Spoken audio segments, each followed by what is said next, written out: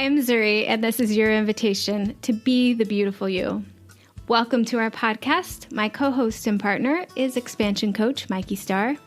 And she's lifestyle coach Zuri Star. And together, we make the empowerment couple. We are the founders of the Omnimedia organic lifestyle company, I Am Zuri, and we have teamed up to bring you a healthy lifestyle podcast. Each week, we'll bring you either a special guest or a peek behind the scenes at how we are co-creating our most beautiful life. Our goal with this show is to energize, edify, and elevate your day. Walk with us as we chart a course to living your most beautiful life. Your most beautiful life. Never do that again. What's up, Pod Fam? Good afternoon. How do you know it's afternoon? What's up, Pod Fam? We're going to talk about practicing prevention for a deliciously healthy decade. Are you ready? Of course I'm ready. Let's do this. All right. Did you know that 100 million people in a national poll said yes to the following question? Do you feel unsatisfied with life? Unsatisfied? 100 million? 100 million. Yikes. That's 30% of our population that said they are unsatisfied with their own life. So this poses the question, why aren't health practitioners asking their patients on intake forms one simple question after, let's say, name, date, birth, are you happy? That's a simple question. Yeah, and a follow-up question, if you answered no, should be, why are you choosing to be unhappy? Happiness is a choice. Right? So it makes me think of this 80-year study from Harvard that had really surprising findings that our relationships and how happy we are in our relationships have a powerful influence on our health.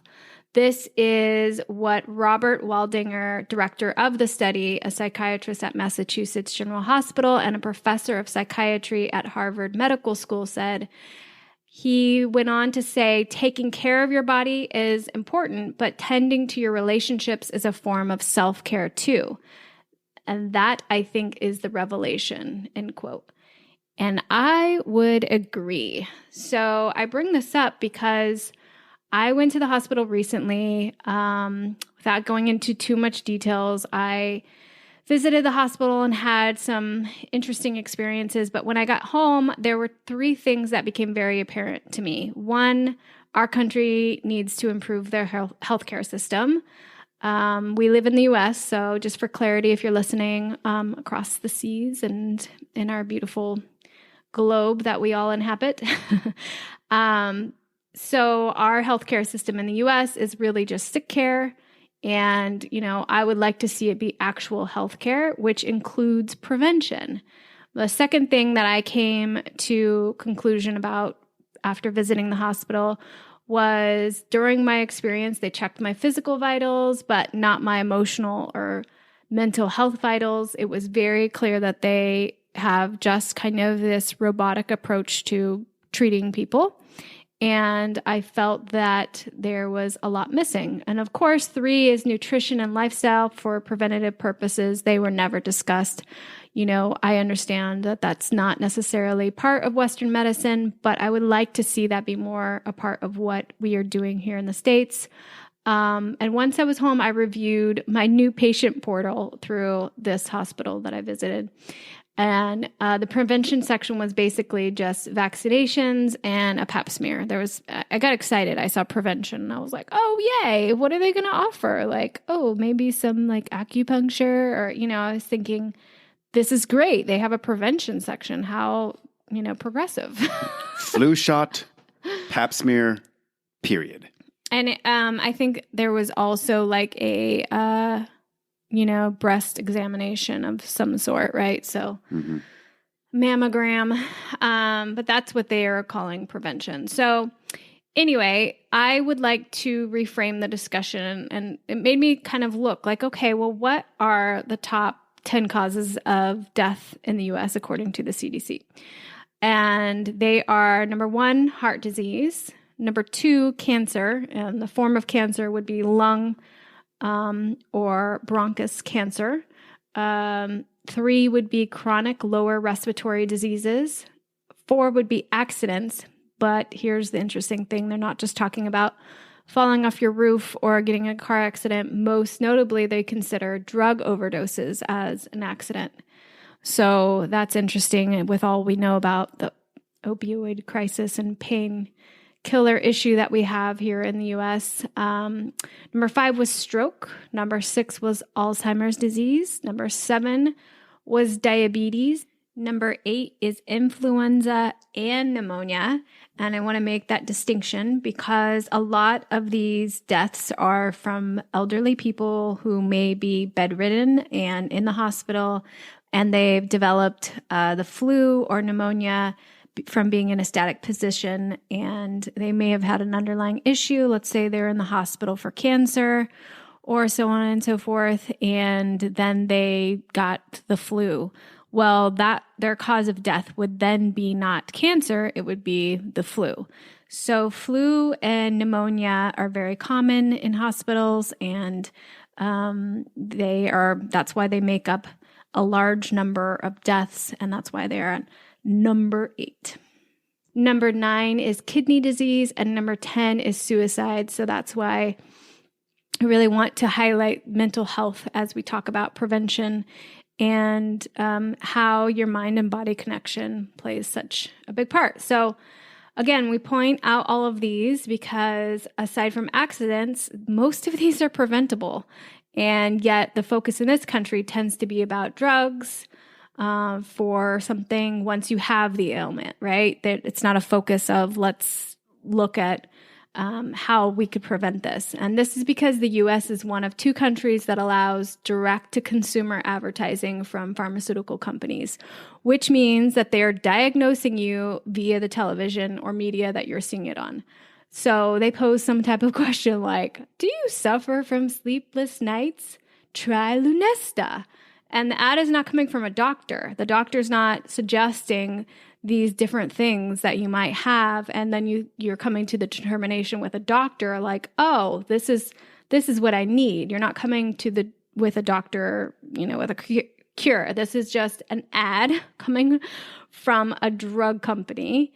And according to the Journal of American Medical Association, there has been a drastic increase in the direct-to-consumer prescription. They call it DTC.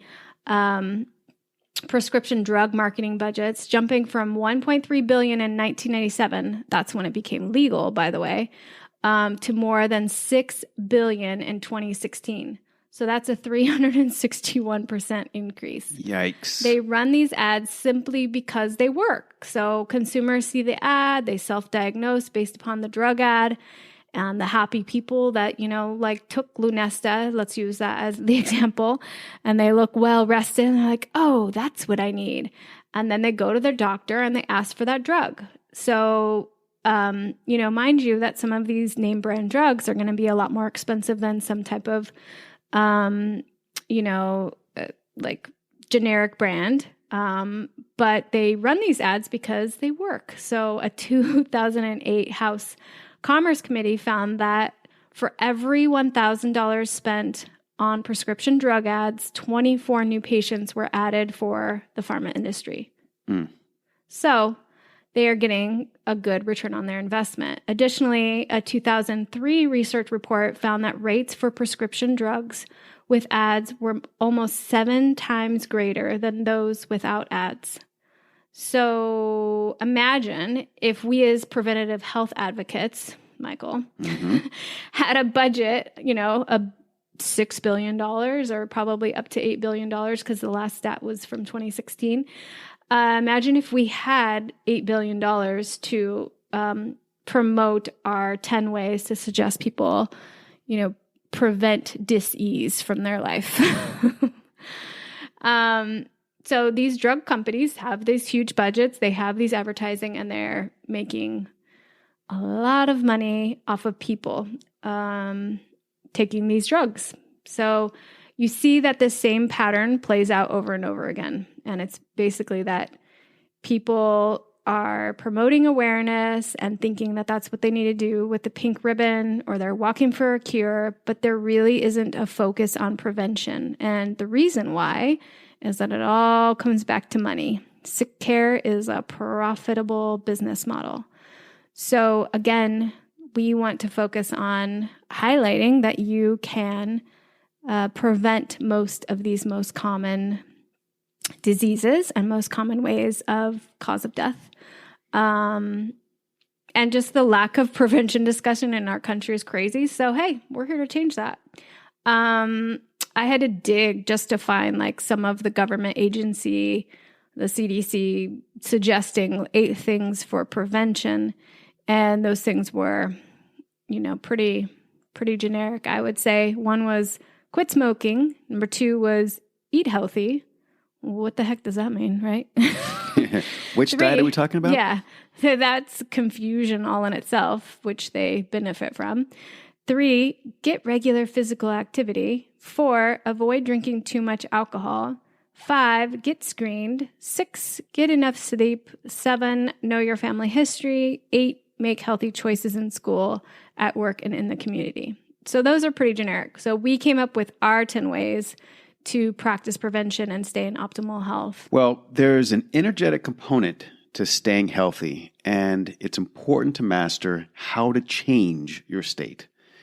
In Eastern medicine, prevention is a regular practice. The Benjamin Franklin axiom that states an ounce of prevention is worth a pound of cure is as today true as it was when Franklin made the quote, in relation, of course, to protecting oneself from a fire. Now, here at I Am Zuri, we full-heartedly agree with practicing prevention, and we co-created a lifestyle that follows these 10 steps. So number 1 is to eat good food and supplement your self-care. About 80% of the food on shelves, minus the fresh produce section, didn't even exist 100 years ago, which means that our bodies don't know how to process this food, which means that they will look at this food and treat it like it is foreign. Therefore, it causes all kinds of problems, and it means that your body has to detox those foreign ingredients. So the best way to avoid those foreign ingredients is to reduce consumption of processed foods. I want to make a side note. The reason why there are so many foreign ingredients in our food system is because over 70% of processed foods contain GMO ingredients. Now, GMOs, if you aren't familiar, are genetically modified organisms or genetically engineered. You'll also see it be called GE. Those ingredients were created in a lab to withstand pesticides or to contain pesticides. The very few independent studies that we have that were not actually performed by the chemical industry to show that they are safe to eat actually show cause for concern. And the concerns that we're seeing are in the form of various cancers.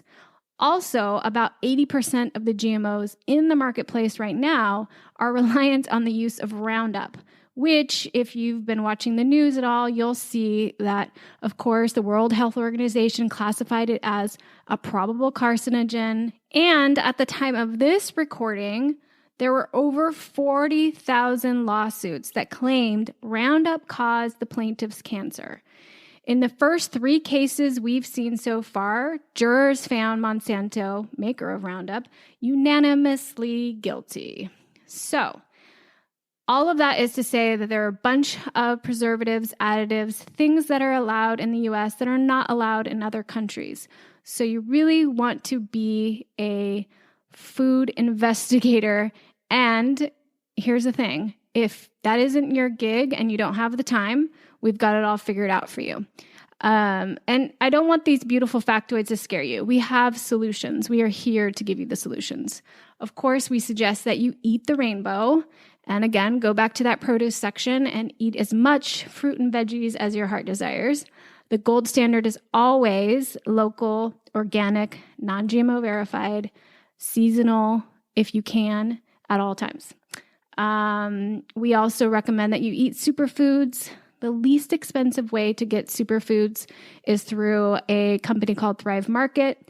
I will give you a link. And if you aren't familiar with Thrive, they're kind of like a combination of Whole Foods meets Costco meets Amazon, and you order on their app. They deliver it.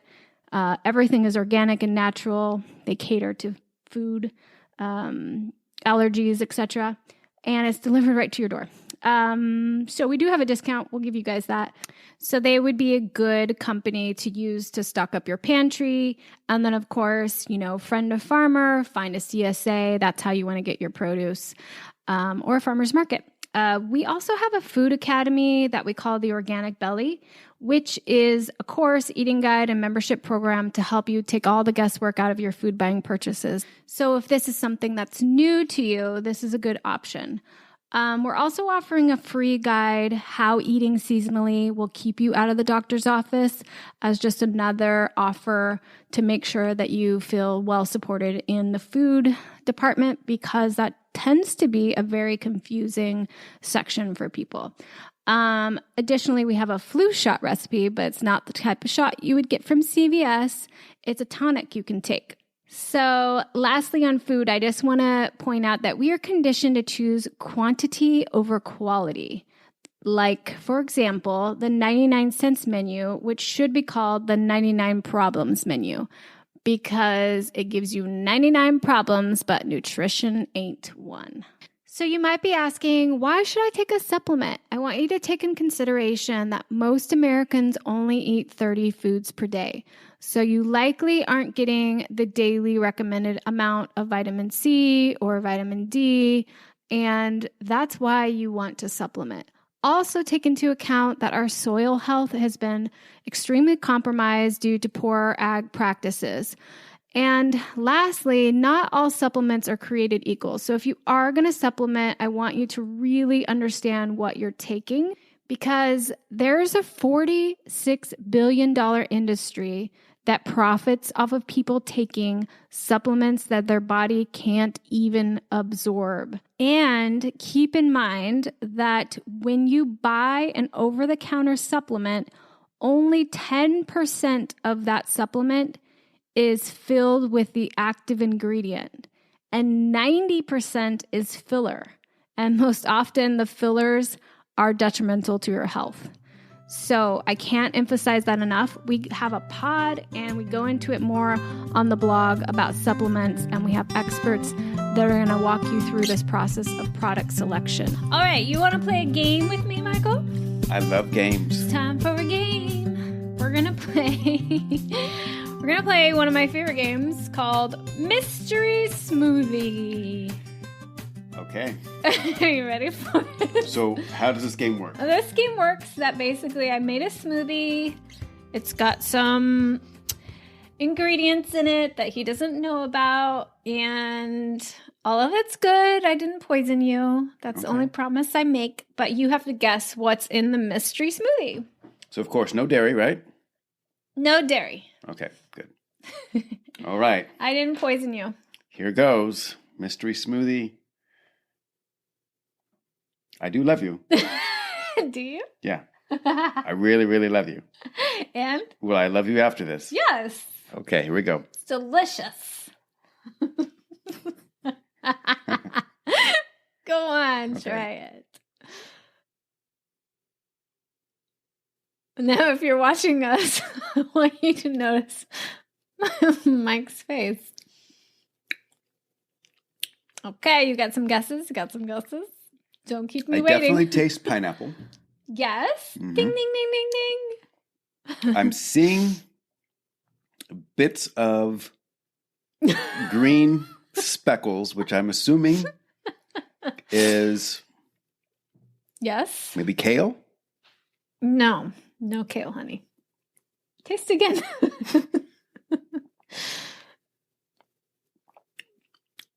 Bok choy. Bok choy?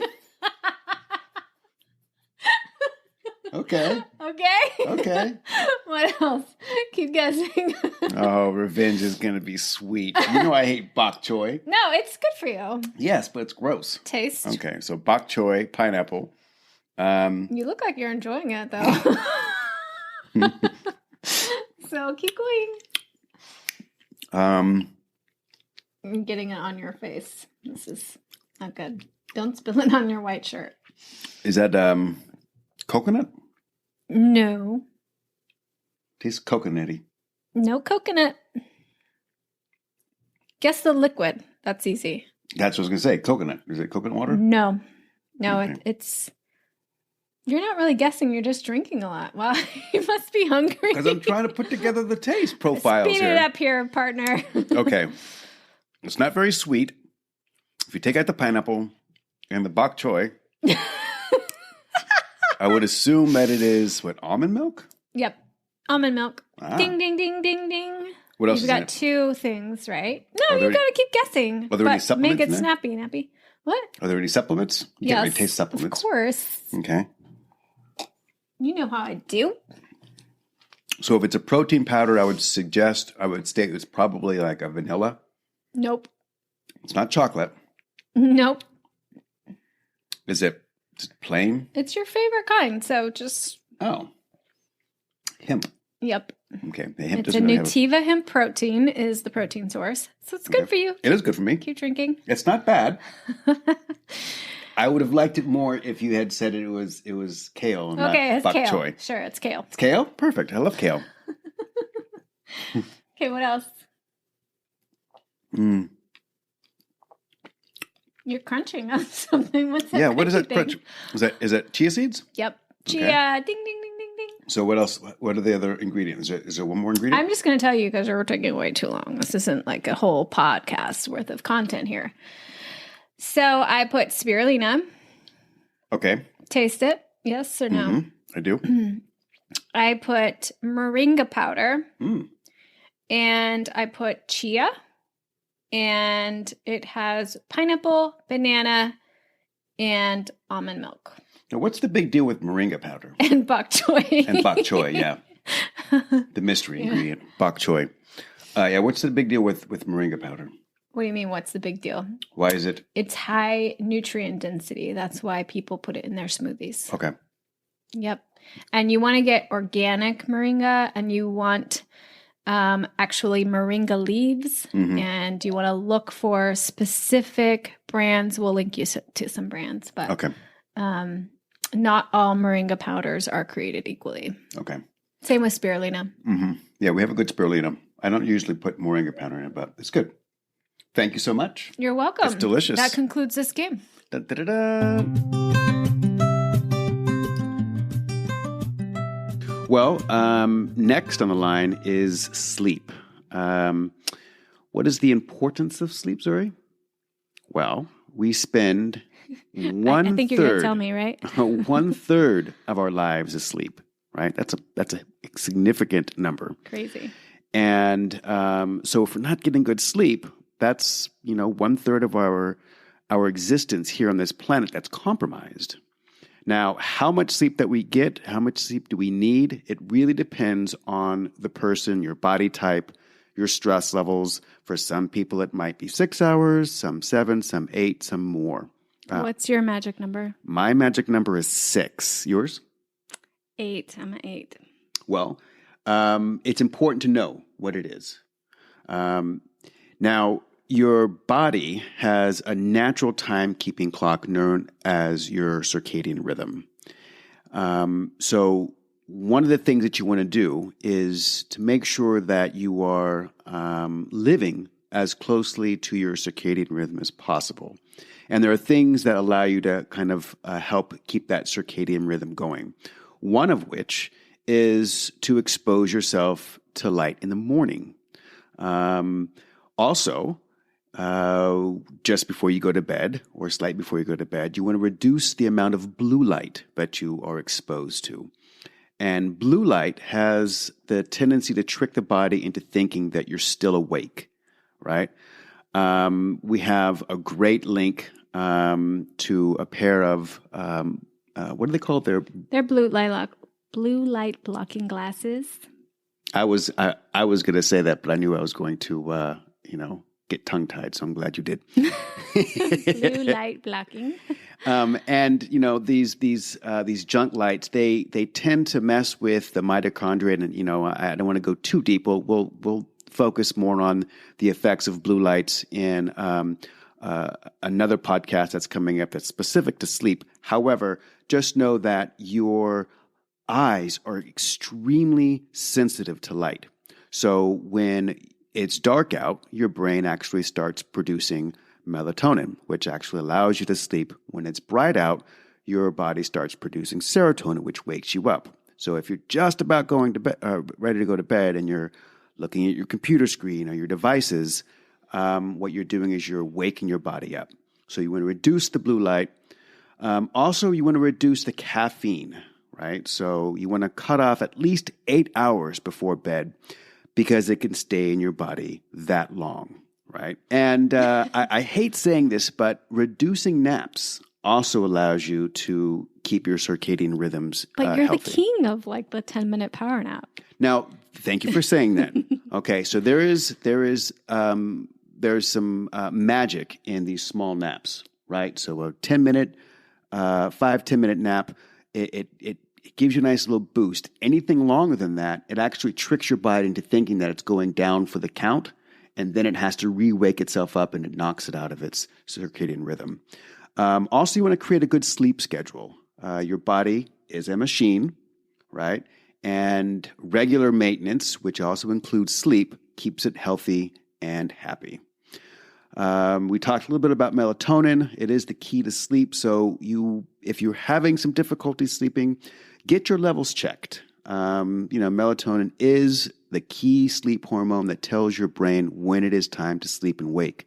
So if you're having some hard time sleeping, it would be nice to know if your brain is actually producing enough melatonin for you. You also want to avoid regular alcohol because drinks at night can negatively affect your sleep and hormones. Typically, beer, wine, and spirits have high volumes. Spirits have high volumes of sugar, and they also suppress your brain's natural ability to produce the right amounts of melatonin. Right. So, the old school thought of, let me have a glass of wine before I go to bed so I can fall asleep. Sure, it'll allow you to fall asleep. However, the quality of sleep will be Diminished, most certainly. And also, and I'm very guilty of this, avoid late night eating. Why is this? Because when you put something in your belly, your body has to process it, right? So if you're putting something in your belly just before you go to bed, as you're laying down, as your body is trying to rest, it's actually revving up and starting to process that energy that you just ate. And then all of a sudden, you get these little energy bursts. Yeah, it starts the digestion process, which not good if you're trying to go to sleep. Yes, so I'll have to take that medicine.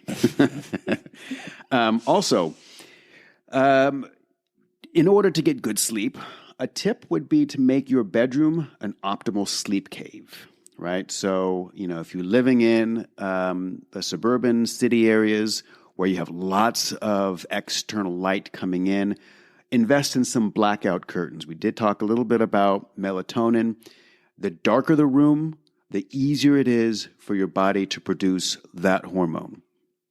And quite frankly, your eyes don't necessarily just have to be closed. You can actually absorb light through your skin, which is very interesting. If you can afford one, I would suggest getting an organic mattress and bedding. That's a nice key to a healthy night's rest. Your body does absorb whatever it touches. So if you are sleeping on some nice, healthy, organic sheets and mattresses, you are really pampering your body. And you're investing in that 1/3 of your life that you're going to be in that bed. Yes, exactly. A little gross thing here. You want to make sure you clean your bedroom and your bedding.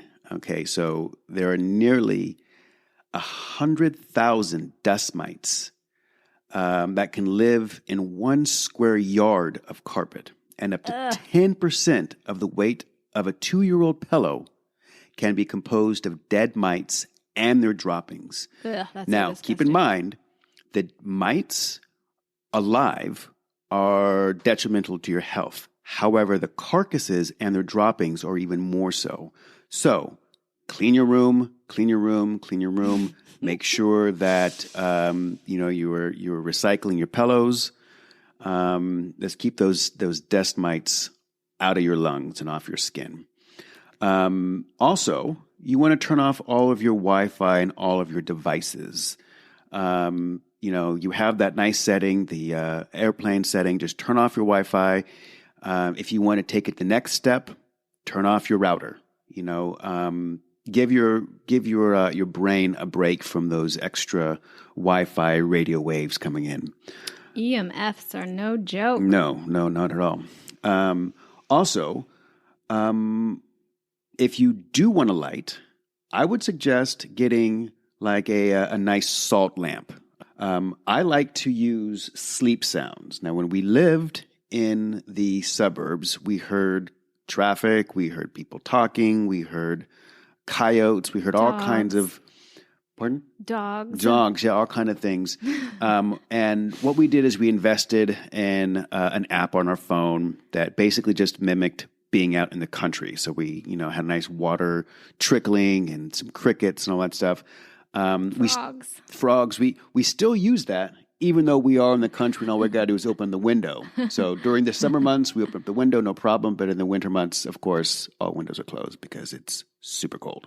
So sleep sounds are a great way to kind of balance out the external noise. It's kind of like wearing like noise canceling headphones or having white light or white noise in the background. Another way of getting good sleep is to create a nighttime ritual. My number one ritual is restorative yoga. I love doing yoga. And then for me, it's a 1-2 punch. I do some restorative yoga and then I do some meditation. One study found that a hot bath 90 minutes before bed improved sleep quality and helped people get more deep sleep quickly. So, for any parents that are out there, you have sleep or nighttime rituals for your kids. You give them a bath, you tell them a story, you get them all nice and tucked in, and they fall asleep. Or they get up about 25 times after that. But yeah, the point is to try to get them to sleep, right? Yeah, exactly. But, sleep rituals are great. It's training the mind, it's training the body. It's time for bed. Let's get rid of all the stressors. Close your eyes, and boom, you can have some wonderful dreams. We are going to be doing a podcast for optimal sleep and going a little deeper. So be sure to look out for that. Yeah, we're going to talk a little bit more about traditional Chinese medicine, the Ayurvedic system, and then different supplements. But those things are coming. But, in short, if you want to feel well, you have to sleep well. Yeah, I so agree. I love that. Number 2. So number 3 is drink water. Our bodies are made up of 60% of water. 60%. Crazy, 60%. Right? So we need to drink half our body weight in water per day and more if we're drinking caffeine and alcohol because they're diuretics. They will dehydrate you. I have found that if you start the day with 16 to 32 ounces of water, I really like warm lemon water with cayenne. I've found that is the best way just to kickstart my organs, make sure they know I'm awake and ready for the day. It helps me stay regular and helps me just get things going and detoxify in the morning so I'm ready for my day. To activate water, you can put it on the windowsill, you can add lemon, you can charge it with a crystal, you can add a pinch of Himalayan salt, and it's absolutely one of the most important parts of your day. So don't skip the water. You want obviously quality water because 21 million Americans drink water that violates U.S. health standards. So make sure that you are drinking clean water. It's unfortunate we live in a country where you can't just turn on the tap unless you have a well like us, but you can't just turn on the tap, in most places. So in almost 20 years, the EPA has not added any new contaminants to the toxic chemicals covered by the Safe Drinking Water Act. So what that means is that all of these new contaminants that have been introduced by agriculture and by manufacturers, those are not even they're not even being regulated at all. So we don't recommend drinking bottled water because plastic leaches harmful chemicals, plus it adds to the plastic crisis that we have because only 30% of that plastic gets recycled.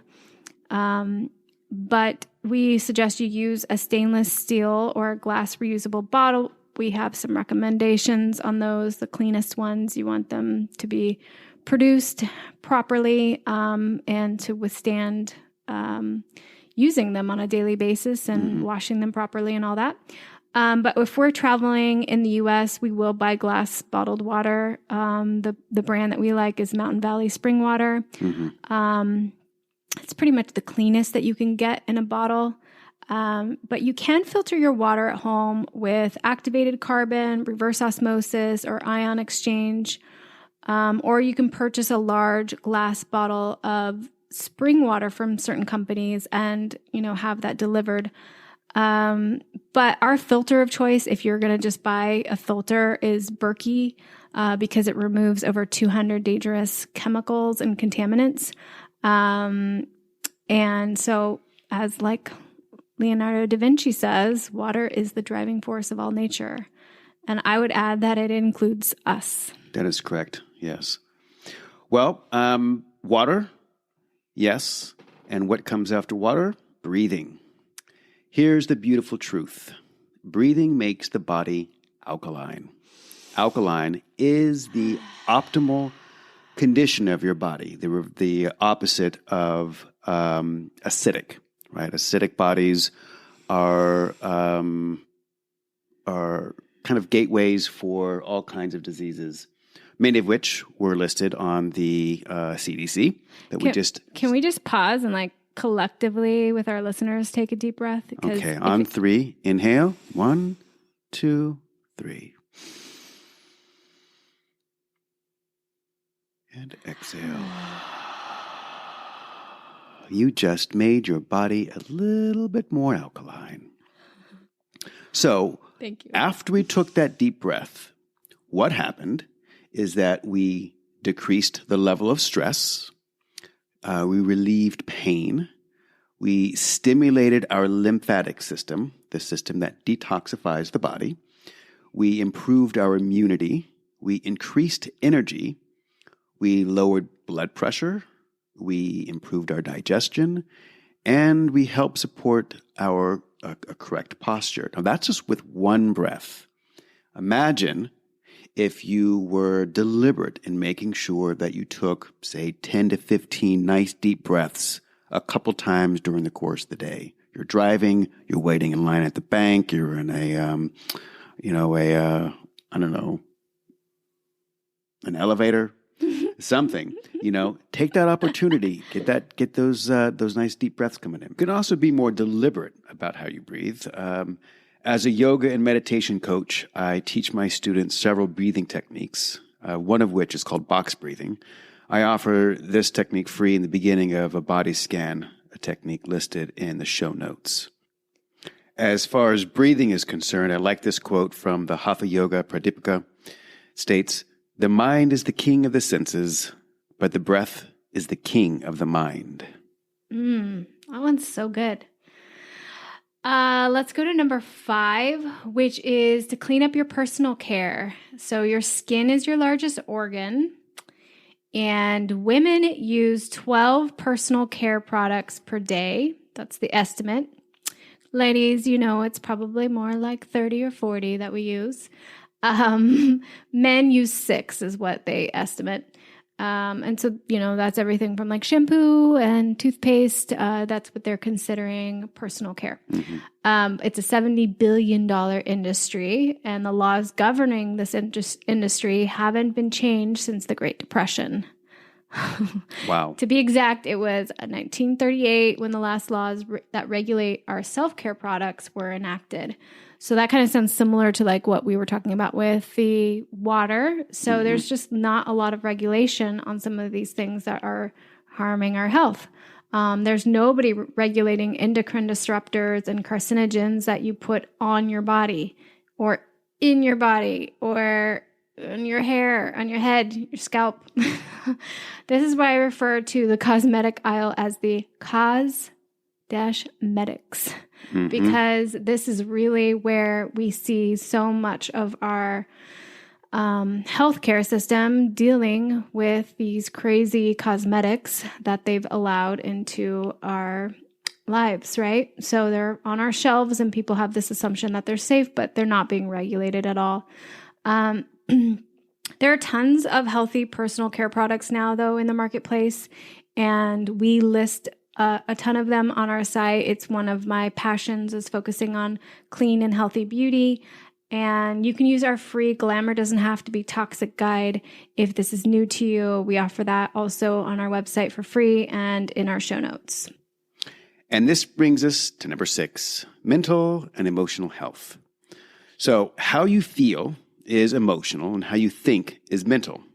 So mental health is how well your mind processes and understands information and experiences. And in contrast, emotional health involves your ability to manage and express the emotions that arise from what you have learned and experienced. I like that. So some healthy-minded suggestions. Ask yourself, when you feel a negative emotion such as stress, anger, or frustration, or thinking negative thoughts such as lack, loss, or limitation, is your first response to medicate or meditate? Yes. Most people, it is to medicate. They'll switch to a pill, a glass, some junk TV, maybe some food. Whereas meditation will actually allow you to change your body chemistry so that you can not feel stressed. That mindset is so crazy too, right? Because like that's why we have so much depression in this country. Mm-hmm. So like we will be talking about depression and how depression is not necessarily a chemical imbalance with an expert that's going to be on the show. And she talks all about the science behind depression, and that'll be very interesting. But continue. So the importance here is to choose healthy thoughts. As you know, thoughts become things. There's a quote from William James that I like, which states, "The greatest weapon against stress is our ability to choose one thought over another." Yes. So, sounds easy, right? Well, it's so hard. It is. It's not as easy as you think, but there are things that can make it nice and easy. One of which is a mantra, right? You've heard the term mantra. It doesn't have to be really confusing. You can make up your own mantra. You know, one of my favorites is "I am ... Say, "I am strong. I am beautiful. I am..." Oh my gosh, where'd you get that from? There's a really wise woman who came up with that. Mantras are great. They really allow you to reset your mind and your body. When I was younger, I used a practice called the magic mirror, where I would write down a mantra and I would put it on a mirror, you know, the bathroom mirror or, you know, any mirror that you see several times during the course of the day. So you look in the mirror, you see the mantra, and you remind yourself, "I am strong." Now, ways of dealing with emotional health is you kind of want to focus more on heart healing practices, right? So one way to do that is to keep a journal. Not everyone keeps a journal, but a great way to keep a journal, which I have found, is just using kind of documents on your phone, right? You don't actually have to carry around a little bound journal. You can actually have it in your phone, and you open it up and you type in something.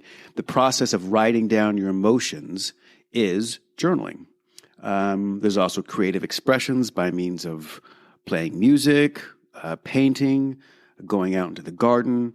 Again, we just talked about mantras. There's therapy. There's group support. Group support could also be in the form of hanging out with friends, doing things in common, mountain biking buddies, and things to that nature. And then there's a system called emotional freedom technique, also known as EFT, which is called tapping, which we'll go into in greater detail in a blog that is going to be coming very shortly. So the heart and mind union is very significant in reducing stress and being happy. So what happens when what you think and how you feel are out of alignment is the same thing that happens when, say, you are pushing the brake and the gas pedal on your car at the same time, right? When they're out of alignment, you can feel like you're burning out. You're going to get some more wear and tear on your emotional body and your physical body. You're going to feel like you're going nowhere, so you're wasting a lot of fuel. And, Good analogy. I like that analogy. Yeah, it's that's why the gas pedal and the brake pedal are used by the same foot, so you don't use them at the same time. But still, here we are, Preach. wanting something and doing something something different at the same time. Yes. A great way to get heart and mind union is to practice gratitude. Practice happiness. I love to practice happiness. Why? Because we don't need an excuse to be happy. What you give is what you receive. It's the equivalent of standing in front of a mirror, right? If you frown, what you receive from the mirror is a frown. You'll never get a smile unless you show that mirror a smile. So what you give out in the world is what you receive. So if you're practicing happiness, happiness will find you. Right. And we're all reflections of each other. So exactly. I love that. Another way of getting heart and mind union is to laugh.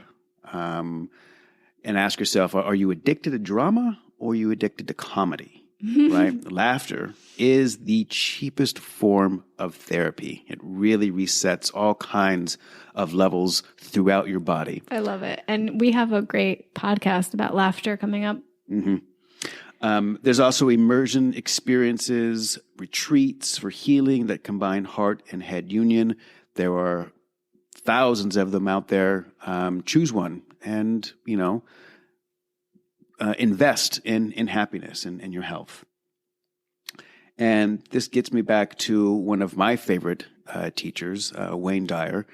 And he states that there is no stress in the world. There's only people thinking stressful thoughts and then acting on them.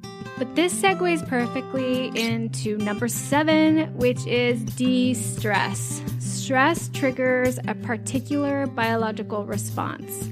When you perceive a threat or like a major challenge, chemicals and hormones surge through your body. That's what stress is. So this isn't something to be excited about being, oh, I'm so stressed, or how stressed are you?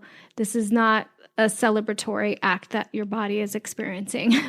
So we want to talk about preventative stress. How can you de-stress?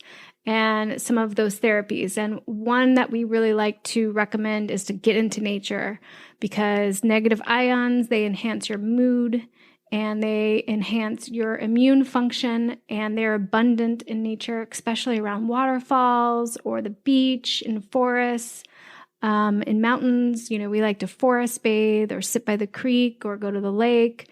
And pretty much year round, you can get into nature in some way. And, you sometimes have to be a little bit more creative. But we also like to hike. And it's ideal if you do some of this barefoot to get the benefits of grounding. And what grounding is that, or some people call it earthing, it's simply getting barefoot on the earth, and negative ions from the surface make their way into your body, and they release free radicals and all the things that we've been accumulating that are negatively affecting us. These free radicals have been linked to all kinds of things like premature aging, inflammation, and disease. And we want to de-stress by getting into nature. Another one that I really like to recommend is hugs. Hugging releases oxytocin in the brain and dopamine in the brain, which is known as the pleasure hormone. Hey! A study of 404 healthy adults conducted in 2014 by researchers at Carnegie found that frequent hugs reduced people's susceptibility to stress. So hug it out. Sorry, can I have a hug? Yes. It's like that nursery rhyme that you hear, like 4 hugs a day. That's the minimum. There's a reason, like you got to hug it out. So touch is another way to de-stress. Hands-on therapy like massage or private yoga adjustment, which I highly recommend. I love cranial sacral, facials, gua sha, qigong, chiropractic care, acupuncture, acupressure. You can do a lot of this this type of manual touch on yourself. So like, that sounded super kinky, but I was talking about like gua sha or facial massage or lymphatic drainage massage. So pampered care is another way you can de-stress. So, if you have it in your budget to do a spa day, it's a great investment in your health and your well-being. But you can create a spa in your own house. You can take a Epsom salt bath, mineral baths, and if you do have it in your budget to go to do spa days, I really like salt rooms or places that have hot springs or red light therapy, cryotherapy. There's lots of pampered care now offered in spas. And then, of course, sex. Researchers found that men who had sex 2 times more each week were less likely to die from a heart attack than men who had sex less often. Sex. So a study published in the Journal of Biological Perspective asked participants to take part in a stressful activity such as giving a speech or taking a complicated math quiz. That's my nightmare. Right? The participants who had vaginal intercourse before a stressful task had lower levels of stress and lower blood pressures when compared to people who had no sex, those who masturbated, or those who had sexual contact without intercourse. So yeah, again, nature has it all figured out. You have to have sex, so have sex. And then the last one is, how much fun are you having? Ask yourself that question. And it's last on the list, but certainly not least. You've got to have fun. Make a fun list. Figure out what you like to do, what makes you feel alive. And since we're all quotey on this podcast, I like the quote from Randy Pausch, and it's, I am going to keep having fun every day I have left because there is no other way of life. You just have to decide whether you are a Tigger or an Eeyore. And I think that leads perfectly to talk about one of my favorite de-stressing activities. Mike, you want to tell us about number 8? Number 8 is exercise and movement. You have to lymphocyze and detox. So as far as Tigger is concerned, he had it correctly. Bounce, bounce, bounce. Yeah, lymphocyze. Now, one thing that I always tell my clients is that your body takes the shape you put it in the most. So, exercise, exercise, exercise. Of the exercises that I like, I practice yoga, I like Tai Chi, I like HIIT, Tabata, running, dancing, walking, Pilates. Research has found 30 minutes a day is sufficient, and just moving in between bouts of sitting is also extremely helpful. So for those of you who are stuck at the desk, get up, go to the bathroom, get a glass of water, maybe do a couple jumping jacks on the side, and you're going to be just fine. This is why I have a standing desk. That is correct. Standing desks are great. Yes, thank you for building me one. No problem. Next is lymphocyzing. Now, the process of lymphocyzing could definitely help boost your immune system. One thing about your lymphatic system is that it relies on the effects of gravity in order to keep it running smoothly. Think of tapping the bottom side of a brand new ketchup bottle in order to get it to pour smoothly over your organic French fries, right? To properly cleanse, exactly, to properly cleanse the lymphatic system, you want to control the effects of gravity. Now, we have a whole episode on lymphocyzing, during which we suggest rebounding, which is jumping up and down on a mini trampoline. Now, every time you jump and land, you are essentially tapping the bottom of the ketchup bottle. So running, jump roping, hiking, even walking also helps to move lymph around. Yoga is an excellent practice to move your lymph. This is also where the term runner's high comes from. You go for a nice run. At the end of the run, you feel like you can kind of walk on water. You're very elated. That is because you successfully moved your lymph. We invested in what is called a vibe plate, which vibrates the body both horizontally and vertically. I find it super effective to move the lymph. Yeah, and you only have to do it for like 5 minutes. It's pretty cool. Yeah, it's very cool. The one we have is from Bulletproof. Mm-hmm. I'm not sure if NASA uses Bulletproof, but they do use vibe plates for their astronauts so that they can move their lymph while in zero gravity. You can also manually drain your lymph. Practices like dry brushing, a nice lymphatic massage, gua sha, cold showers or cold therapy, as well as using inversion tables will help your body boost your immune system, retain its beauty, give you an extra boost of energy, and improve your mood. And then there's detoxing. The old saying, do not forget to take out the trash. Well, your body accumulates toxins based on the food that you're eating, the air you're breathing, so on and so forth. So, Zuri, give me some of your daily detox rituals. I like to add herbs to my daily detox. I like a dandelion tea. I also detox with lemon water, which I talked about. But I also do add pumpkin seeds to my salad. I'll add chlorella and spirulina to my smoothie.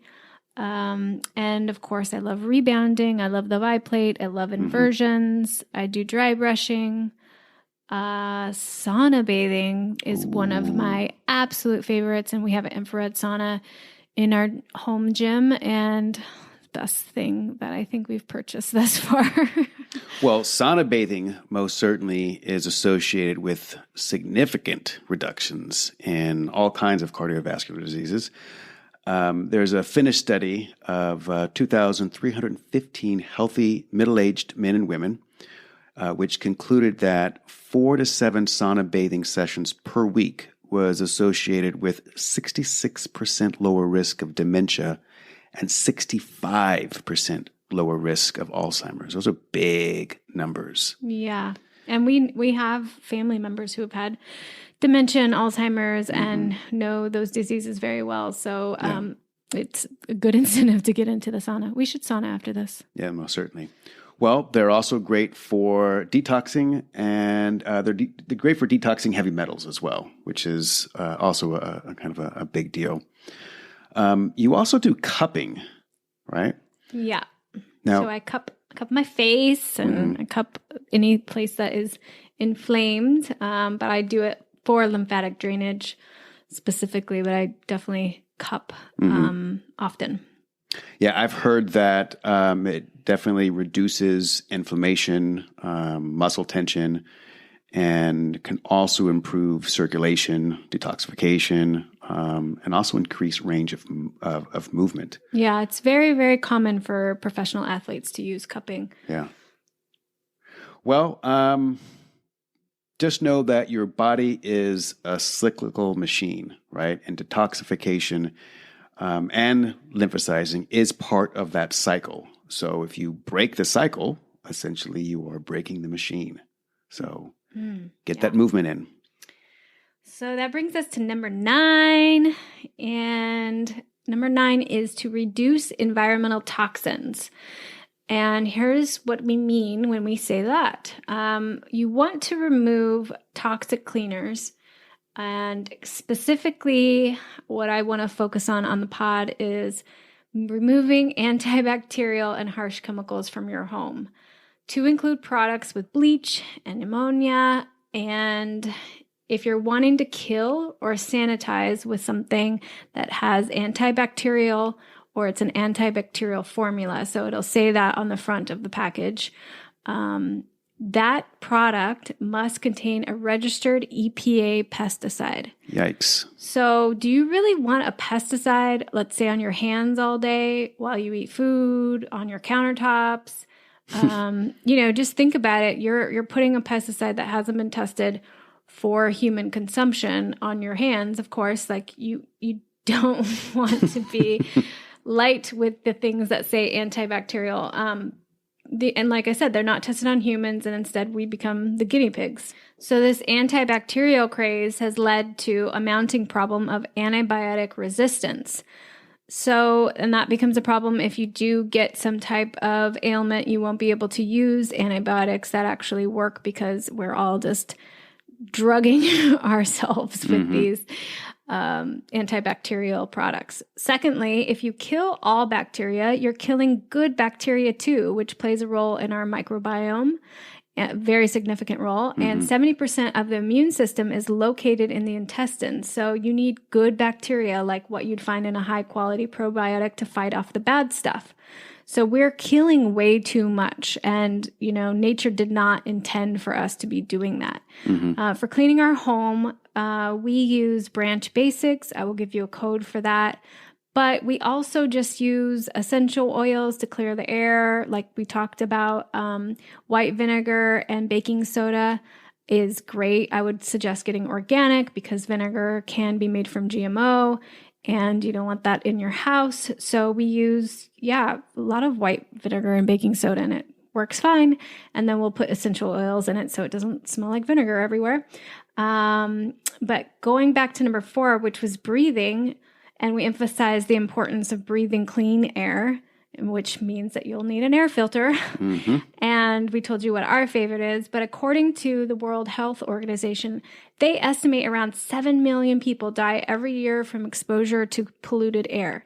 Ambient air pollution alone caused some 4.2 million deaths in 2016, while household air pollution from cooking with polluted fuels and technologies caused an estimated 3.8 million deaths in the same period. This is crazy, right? This is why those are big numbers. Air purifier is so important. And we list in our blog why everyone needs an air purifier. But I mention this again here because we are talking about detoxing from environmental toxins and reducing them. And obviously, if you're putting a lot of things that have ammonia and that have that off gas, that's going to cause a lot of problems with the quality of the air that you breathe. You want to replace all plastic bags for cloth. Of course, when you go shopping, we have reusable mesh bags for produce that we can recommend. We have some other hacks and tips on how you can just get rid of plastic utensils, plastic bags, plastic containers, Tupperware. That kind of stuff is super easy to replace. And we have some hacks on how to do that. You can do that progressively.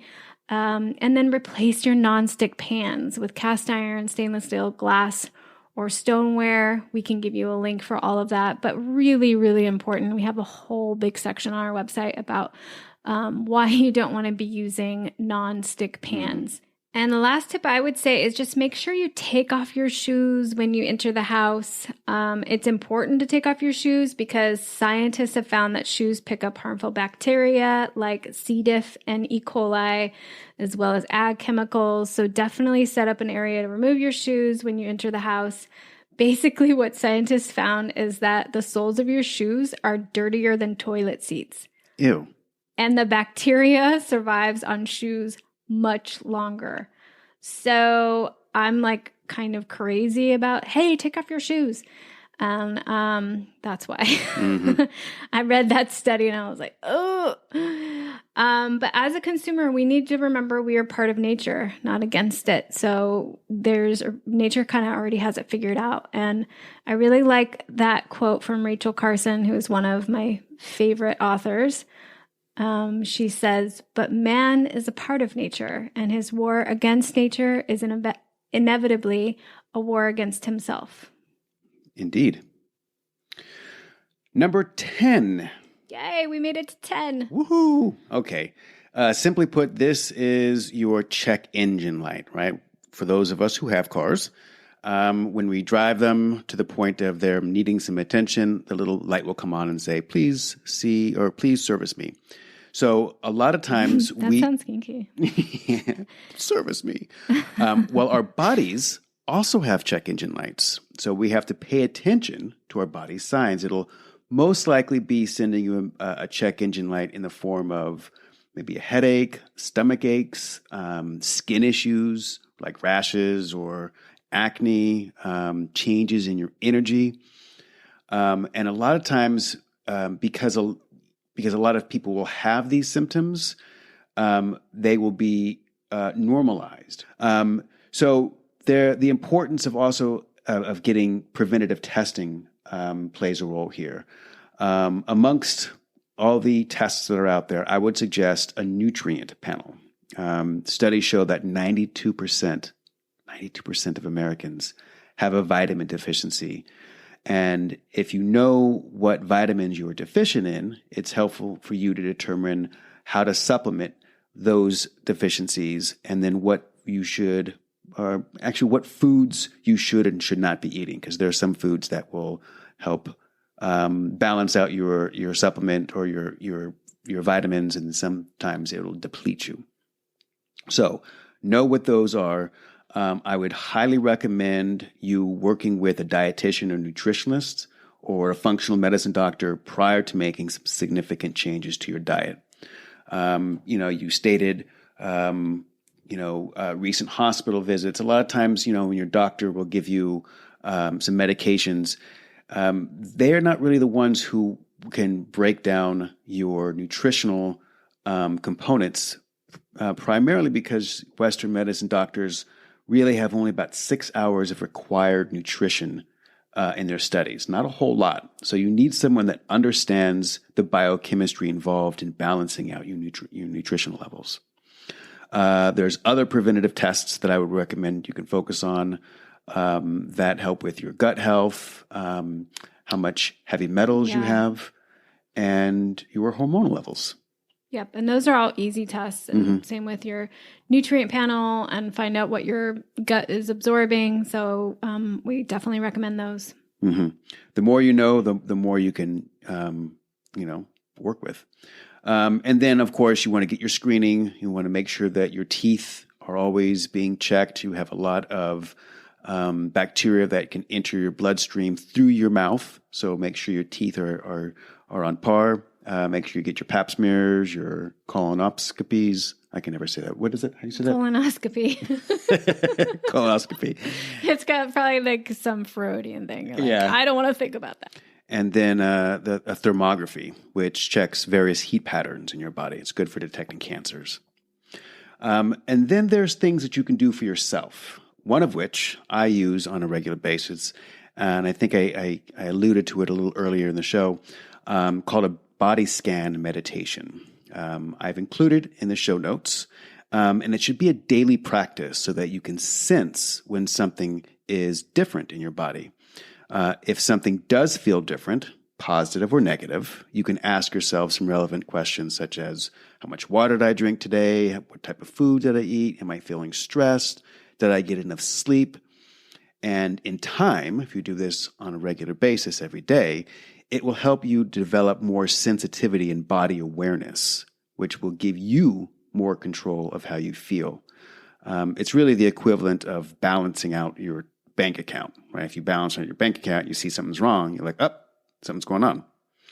So that kind of brings me back to a quote from the Dalai Lama, which I like, and basically states that when asked what surprised him most about humanity, he answered man, because he sacrifices his health in order to make money. Then he sacrifices his money to recuperate his health. If you're doing it right, you can do both. You can have health and money.